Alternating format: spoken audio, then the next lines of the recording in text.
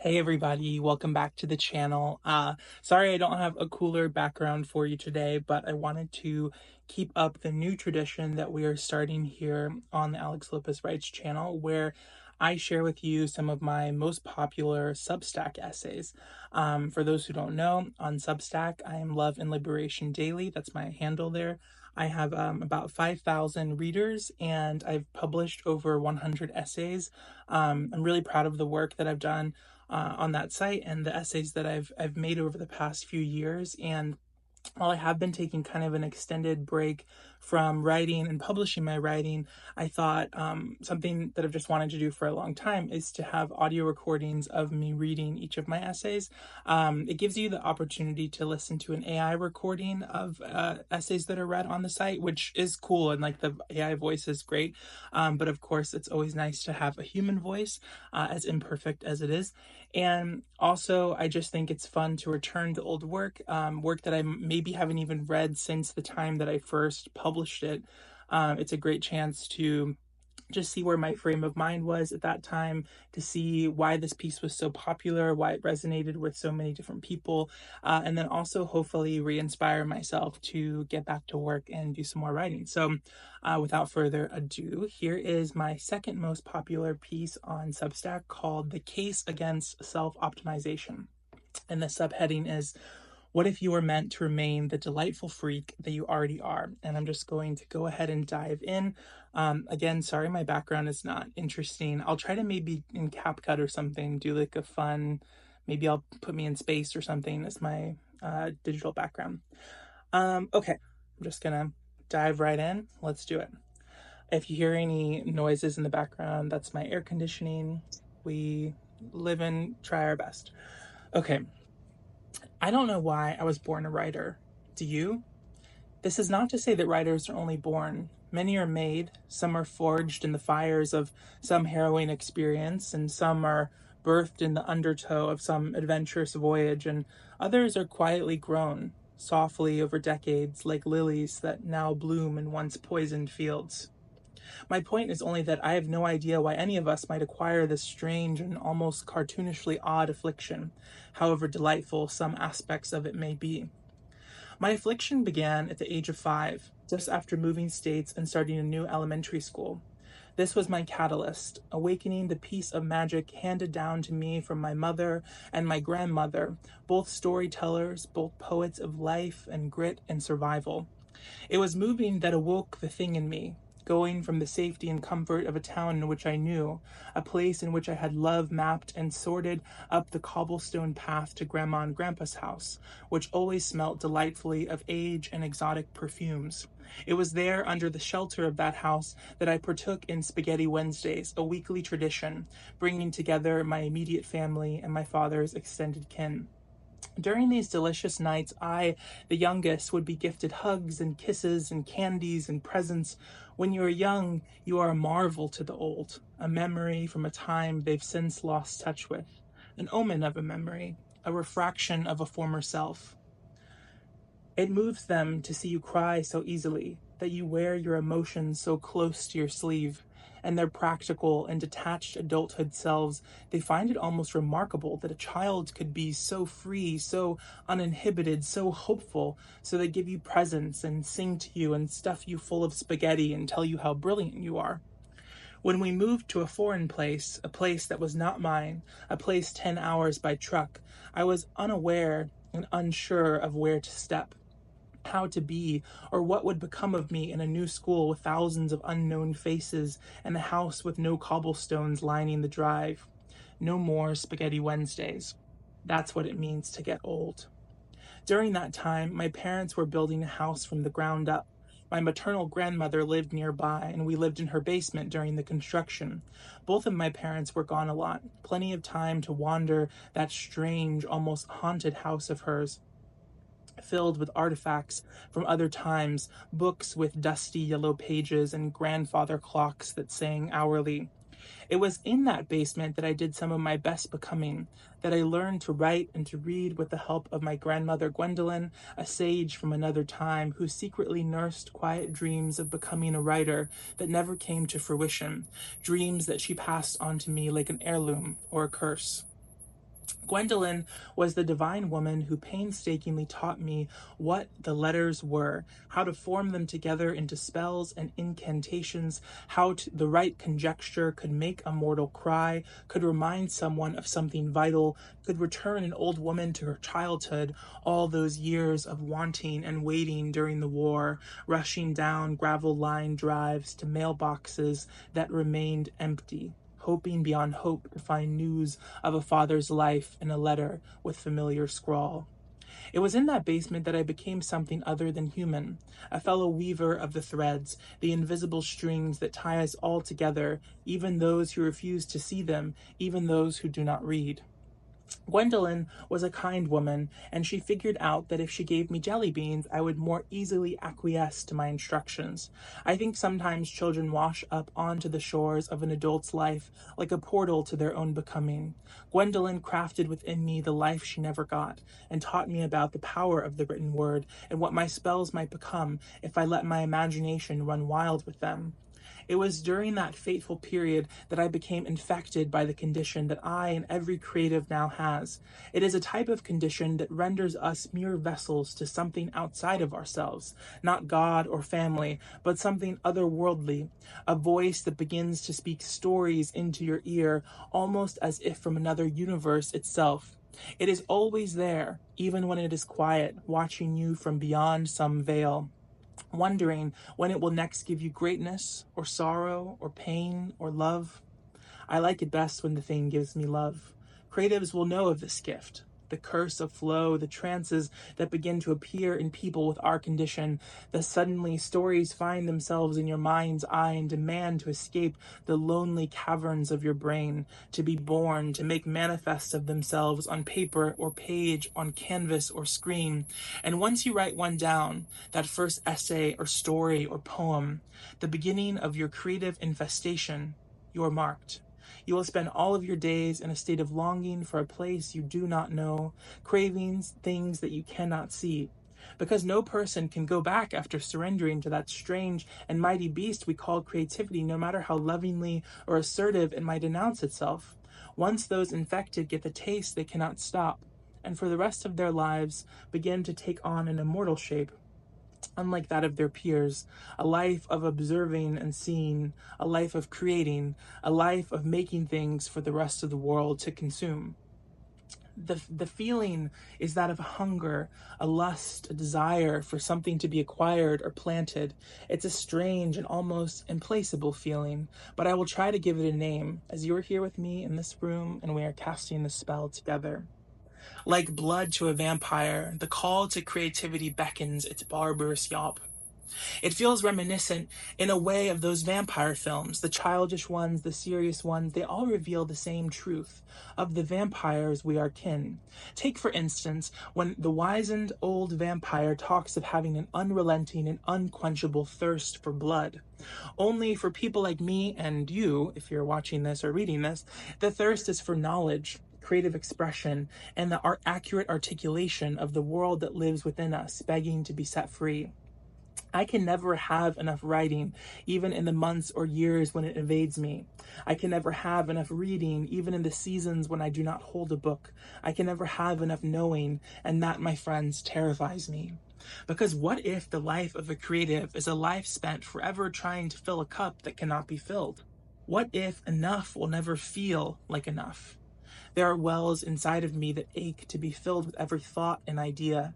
I crave the intricacies and private notions of each of my characters' internal lives. I want to know every story and every word, every secret and every compulsion. I want to know how it all functions and why this character must die and that one must live. I want to go on the hero's journey again and again, 1,000 times, an unlimited spectrum of faces and vantage points. I want to know everything. Do you feel what I'm saying? Do you understand its consequence? That aching and unhealable stench of anxiety that will not fade, that perpetual fear that I'm not attaining or acquiring or learning enough, that I must always be and do and experience and see and consume more. What would our therapist say?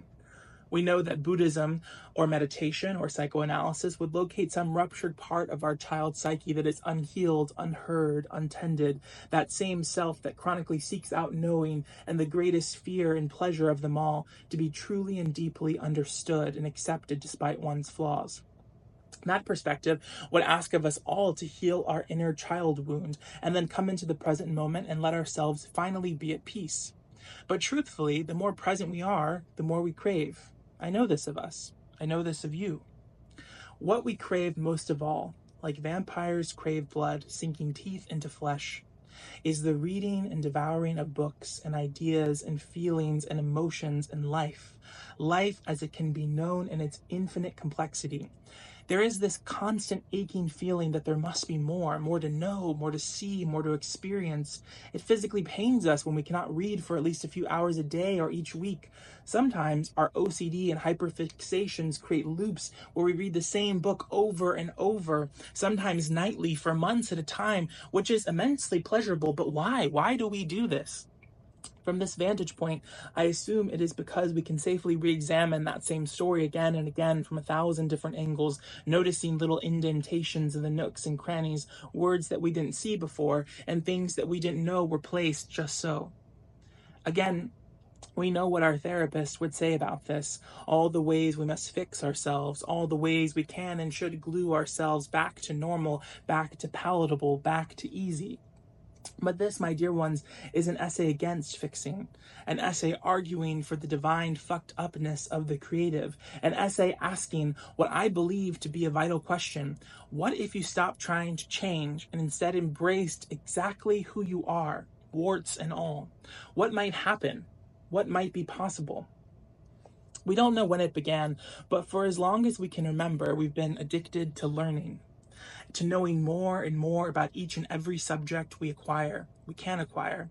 We are filled constantly with this sense that we want to see more, to do more, to touch more, to experience more, to smell more, everything, everywhere, all at once, every experience, every memory, every hope, every dream. We want it. We want to know and hold it and tend to it like a field of many colored flowers in the garden of our mind. We want to keep our soil rich and fertile and always be planting something new, while keeping and never abandoning the old. Like a garden or a valley of trees or an ever-expanding museum of artwork, we constantly find ourselves in a state of craving. A moment of pause. We found that nothing satisfies these desires quite like a book, especially meaty and dexterous novels. A moment of pause for Stephenie Meyer. Stick with me here. Recently, I read the entirety of the Twilight Saga. I know, please stay with me. As a child, I was particularly invested in those books because they served as an entry point to questioning and discovering my sexuality. In a Gothic literature course at Dartmouth, I learned that this is actually the point of vampires. The very concept was invented in the Victorian period and before, I imagine, in regions around the world, both in oral tradition and the written word, just so that writers and readers could explore taboo topics like sex, penetration, lust, and carnal desire. Look no further than the 18th century lesbian-coded vampire thriller Carmilla. These same ideas morphed and molded themselves, and just after the turn of the century, we were given Meyer's wildly popular Twilight books. I've always felt a bit bad for Stephenie Meyer, even though it's probably strange to feel bad for a woman who made upwards of $100 million from her creativity. The reason is because I sense in her this feeling of shame and judgment of herself. She's even been quoted as saying that Twilight hasn't always been the happiest mental headspace for her, notably after the stars and fans turned on her publicly in the mid-2010s, and online discourse swiftly decided that the books were trite, contrived, anti-feminist, and more. While I do not claim to know Stephenie or her intentions, I do think that any book that inspires a person to read so voraciously, no matter the topic, is a net win for society. The reason I feel empathy and perhaps a bit of pain for her is that I can't even imagine how terrible it feels to be criticized by such famous people, some of whom were likely her literary idols on such a massive scale. Perhaps time and perspective have changed her relationship to the franchise, eased by the ways in which the world seems to have circled back and decided, you know what, these movies are camp and incredible, and we're sorry for ever doubting you, Stephanie. With the release of Midnight Sun, a novel from Edward Cullen's perspective, the global success of 50 Shades of Grey, which was originally a Twilight fanfiction, and the news of a Twilight reboot in TV form, it seems that all is likely well and good in Stephenie Meyer land, though I was tapped into that somewhat despondent period of her life when she disappeared from the public eye and only agreed to do interviews occasionally. I found myself worried for her often, worried that she might do something to harm herself. I wonder how she thinks of that time, what words hurt her the most, and all the ways she tried to cope, and what people or stories or ideas or things she needed to know to get through it. Do you see what I mean? This endless desire to know? That I would even wonder so often about this particular person's interior thoughts, a woman I will never know. It is like this with all stories that infect, that lodge their way into the soil of our minds, demanding our attention, devotion, compassion, obsession, something beyond mere notice. It is almost like an unending desire to replenish that which can never be filled. There is something so strange about being a writer. Do you see what I mean?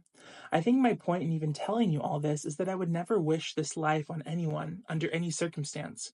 While I love being a writer and respect and find community with my fellow writers to be glorious, there is an undeniable sadness to the vessel that is permanently bewitched by either passion or duty or subservience to some higher knowing that must constantly create meaning from that which the vessel experiences, especially when that meaning is so easily mocked, so likely to never yield profit, and so difficult to even be read or taken seriously as the masses, ever fickle, YouTube commenters know a lot about that, shift their attention to short form video and some other newer, shinier technology. Call it evolution, blame it on the amygdala, but there is something somewhat unnatural about being a storyteller, and this is precisely the fascination that so many people have with our kind. We are strange, odd, sacred to some, an annoyance to others. Some perceive our introversion or our extroversion or our ambiversion in ways we do not intend. Some believe us gods and others believe us to be demons. To be a creative is to exist in a perpetual state of becoming, of offering, of scrutiny, of judgment. To be a creator is to be naked and to let the world look upon you, to decide your worth, to have its way with you, to take what it can from your heart to preserve its own. Perhaps there is a more loving way to speak this thing into being, but I cannot find it. All I can think of is the mother octopus that sacrifices her life for her children, crucifies herself so that her babies can be born, and how her body sinks to the ocean floor and is eaten by the community that surrounds her, sustaining themselves for yet another night on Earth. Isn't this all a bit Cullen-esque? Thought I had to cough. Maybe I do. This feeling, for lack of a more sophisticated metaphor, is sort of how Edward Cullen felt about turning Bella Swan in the Twilight Saga's sophomore novel, New Moon. While Edward loves his family and takes pride in some aspects of his vampiric life, he would never want to condemn Bella to a life of insatiable and unquenchable desire. To me, this is so apt to the metaphor of writing and creating of any kind. I love writing, I love reading, I love that I have an unquenchable desire for endless knowledge and creative expression, but I would never, ever want to make someone else into this, to condemn someone to the way I experience sentience, no matter how lovely and beautiful it so often is. I would wish those I love free of worry entirely, suspended in a protected state of nurtured peacefulness, a state in which they do not think of themselves as needing to change or become anything other than that which they already are, because that is always what is perfect enough.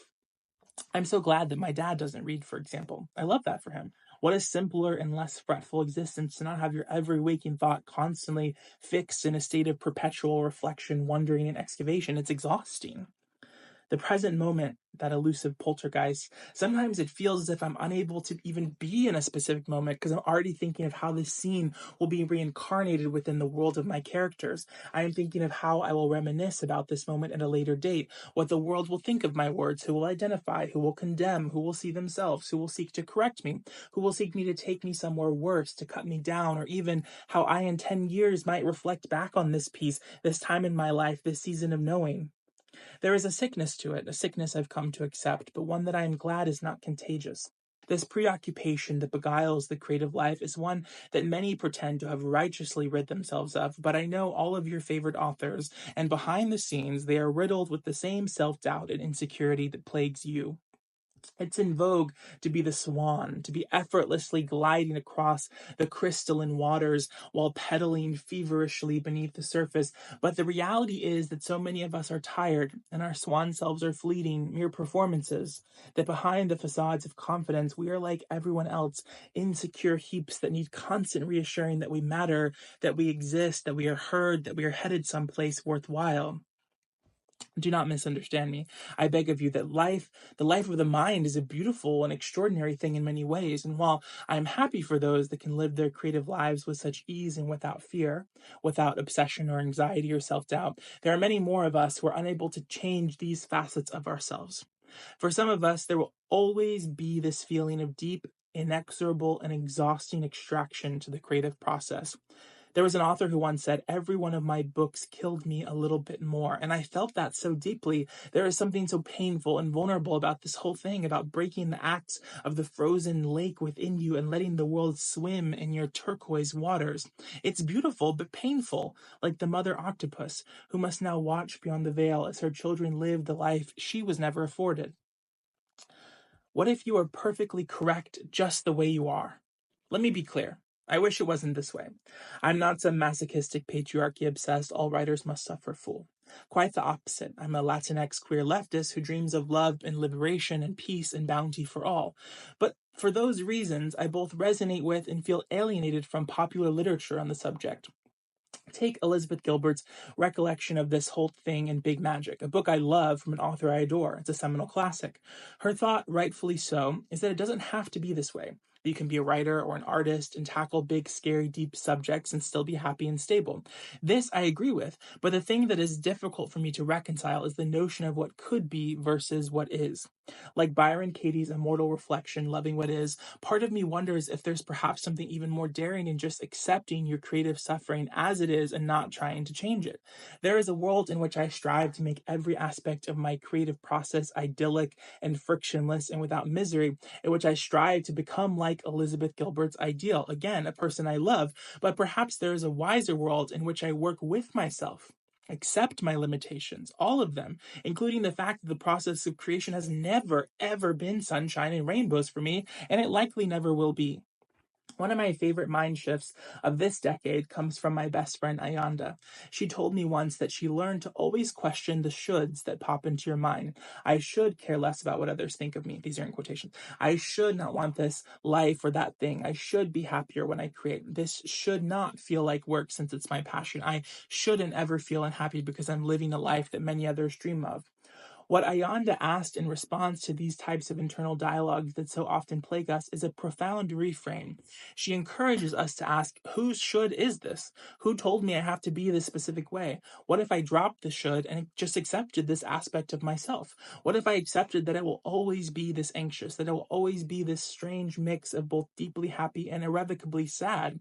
What if I stopped trying to change myself or mold myself or move myself against the currents of my being and instead ride alongside them, accept their choppy waters, and choose to sail despite it all? What if my natural reaction, ways of beings, are my body trying to teach me something about myself? What life could I create if I stopped trying to self optimize and instead accepted that I am who I am and I am unlikely to change? What if I allowed who that is to be beautiful? What much more might I produce if I let myself create without constraints? And how much more connected might I become to my own life if I stopped beating myself up internally for not being perfect, for not being like this person or that person, and instead divinely and unconditionally accepting and loving myself exactly as I am? Now, I recognize that all of this is not so black and white. There are definite lines. If your creativity causes you to have insert word thoughts, perhaps the relationship to your creativity needs to be deeply explored and a more loving process needs to be created in tandem with the support and guidance of a mental health professional.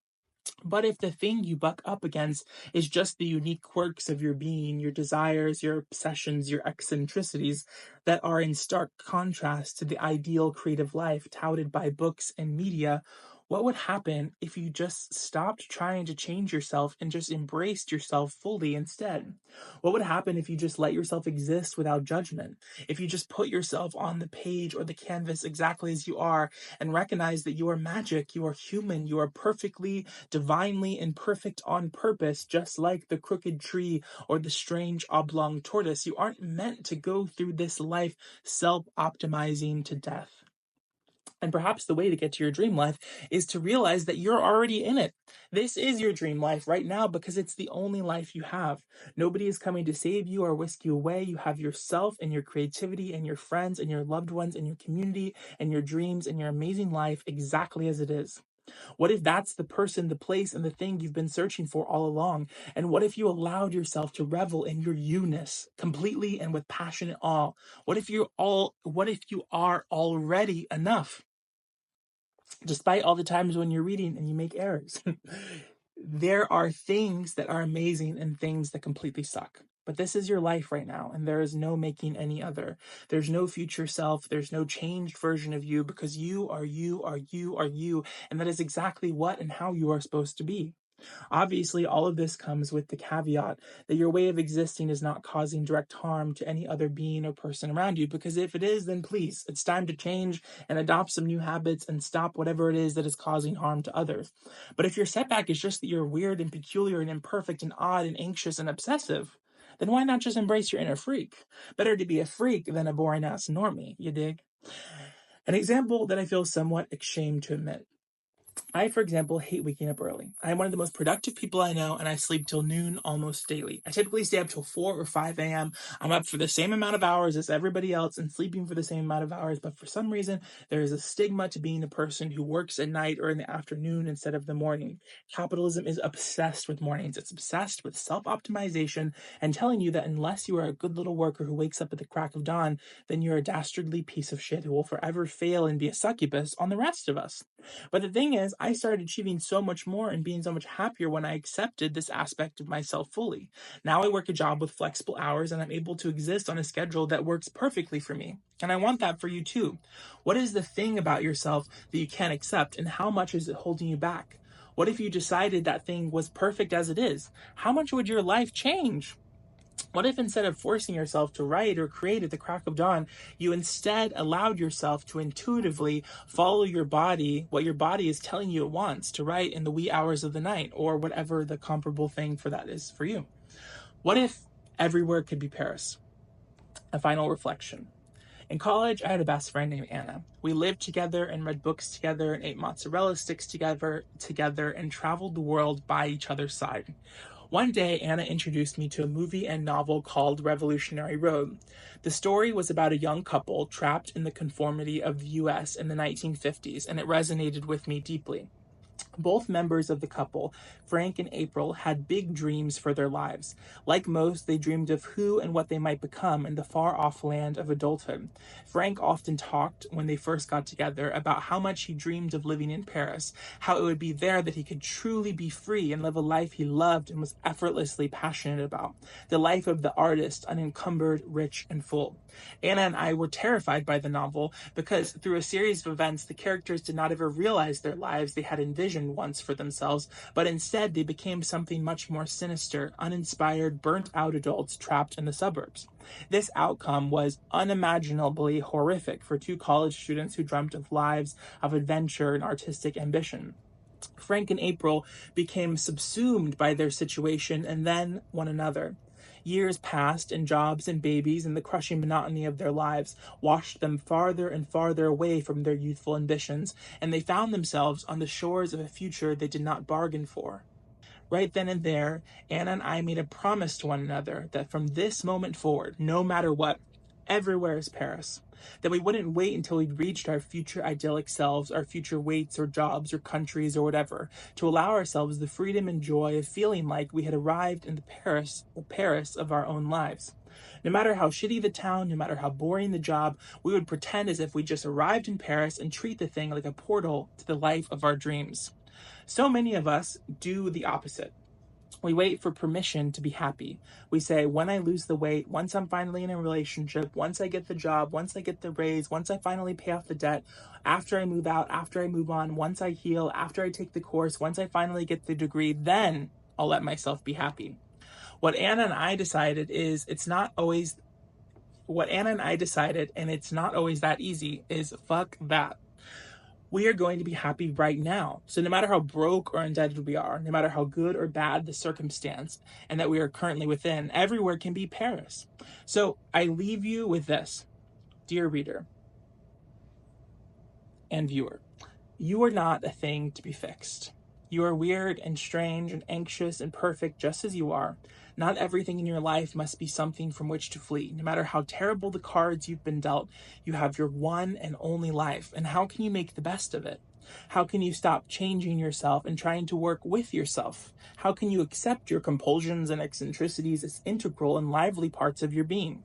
How can you decide right now that this place, wherever you are, it's your Paris? How can you decide once and for all to finally let yourself start living? I hope you enjoyed that piece. This is the end. I need to make like funny faces for the what's it called, the thumbnail, because I always, whenever I try to do these, my face is always like, okay, so bear with me. I hope you enjoyed this video. I would love to hear your thoughts about it in the comments, and we're gonna like live right now try to make a little crazy face for the thumbnail thing. Okay, are you ready? No, that's not good. Maybe like a, no, I don't know, what should I do? Should I smile? Should I be like a, maybe like a, I don't know. Maybe I'll do like a, that's good. I like that because I can go, and then I can put the words right here. Do you feel like you're in the process with me? Got it. We got it. Okay, I hope you liked this video. Let me know if you want me to make videos on certain topics. And go read this essay. Follow me on Substack. I love you. Bye.